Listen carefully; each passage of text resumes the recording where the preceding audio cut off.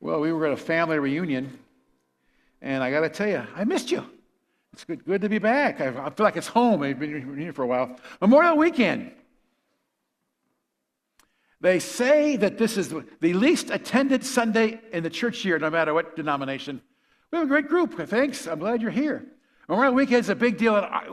My son's military and my grandson's military, so Memorial Weekend does have significance for us, particularly as a family. But it also recognizes those that have given their life for our country. It's a sacred weekend. It's good. We ought to recognize those who have sacrificed so much for freedom and country, people of unique courage. Sometimes there are people in our history that might seem insignificant at the time, but because of their courage and convictions, they're incredibly significant, even changing our national story. I'm going to guess most of you have never heard of Edmund G. Ross. Probably not. He's one of the most important people in American history. He's a U.S. Senator from Kansas, a significant insignificant. If you've heard of him, you're rare. That means you're a real historian, or particularly a Civil War historian. He came to the Senate midterm, 1866. He wasn't elected. He was appointed. Edmund G. Ross, you can call him a nobody, but because of one vote, he saved our nation post-Civil War. An insignificant guy, but 1 second in time. He's insignificant. Not one law bears his name. Not one Senate movement bears his name. He's not one of the greats. Yet when Ross entered the Senate in 1866, he was considered someone to watch. He was destined to surpass his colleagues. But one vote. I want to take you back in time. At the Civil War, assassination of Lincoln, Washington politics was a mess. Conflict was an understatement. People say, our nation's divided today like it's never been divided before. That's not true. After the Civil War, we were really, really more divided. President is Andrew Johnson. And he was determined to follow Lincoln's policy of reconciliation to the South. Congress had a kind of a different feel. They wanted to rule the South with an iron hand. And shortly after Ross became midterm from Kansas, impeachment began against President Johnson. Now, back then, only 36 votes were needed. And Congress counted up, they realized we got 35 in the bag. Ross will be 36. President Johnson will be gone. Lincoln reconciliation will be gone. It's a bizarre time in our history. Now, the Secretary of War is a man by the name of Edward Stanton. He really wants to crush the South, punish the South. He wants to become dictator of the South. He's calling the shots behind the scenes, the intrigue, political intrigue, to get rid of Johnson so Stanton can take control.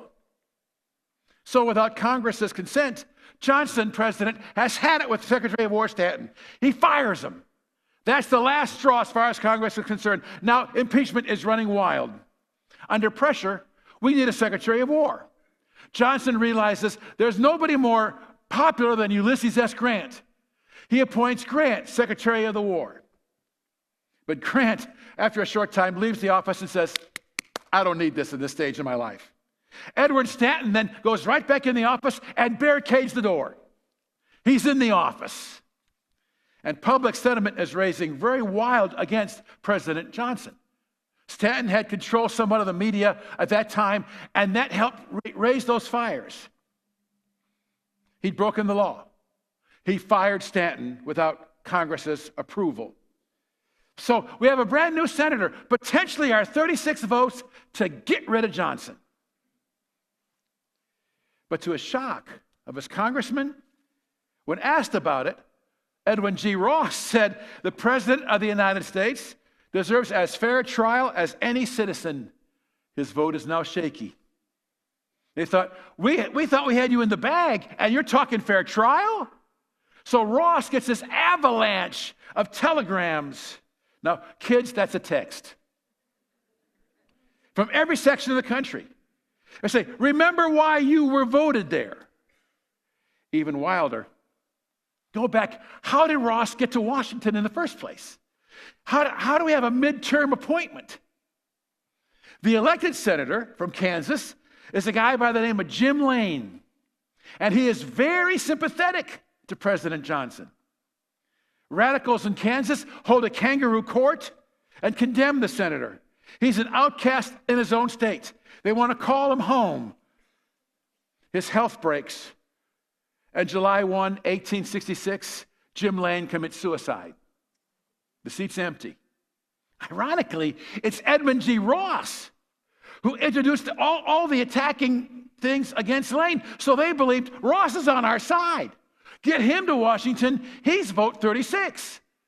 So they're shocked when all of a sudden Ross goes, the president deserves a fair trial. Hey, you helped get rid of the other guy. So his vote's shaky. It's nervous. Radical senators are badgering him. Come to your senses. Remember why you were brought to Washington. One reason alone. You're the last vote. Johnson is gone. The day arrives. The galleries are packed. Historians say that tickets were even sold outside at outrageous prices. I think it's the beginning of scalping.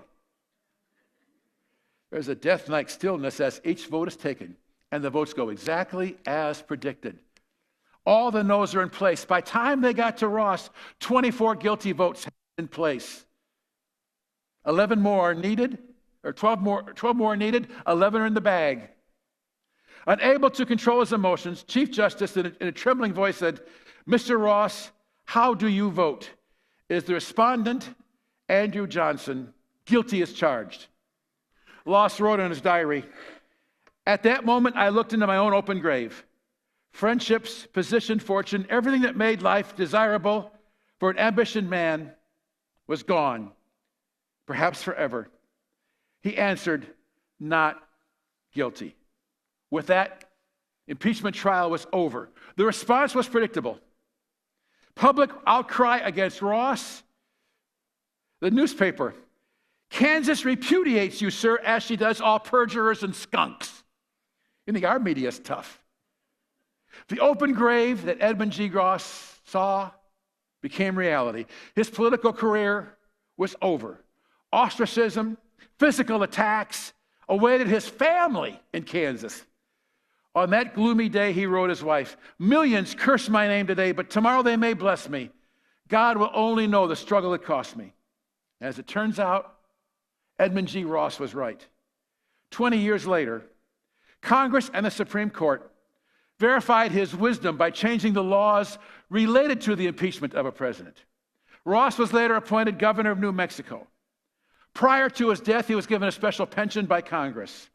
And the press, who had trashed this guy unbelievably, wrote that he saved our country.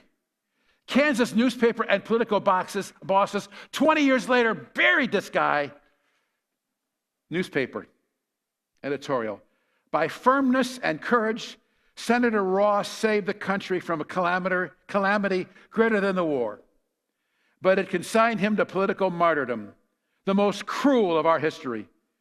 Senator Ross was the victim of a wild flame of intolerance, swept everything. He did his duty, and it meant his political death. It was a brave thing for Ross to do, but he did it. He acted for his conscience with patriotism. Regardless of what he knew the consequences would be, he acted right. And nobody heard of this guy. 160 years ago, his vote saved our country from which would have been almost another civil war. Talk about a significant insignificant. Nobody knows this guy. Yet because of one vote, one moment in time, one single event, he saved our country. Most of us are pretty much insignificant, you know. You're not famous. You're loved here. You're loved by your family, your friends. People around the world don't really know you. On the front of a card I saw it said, so you didn't make Who's Who this year. I opened it, but on page 47 it said, who was that?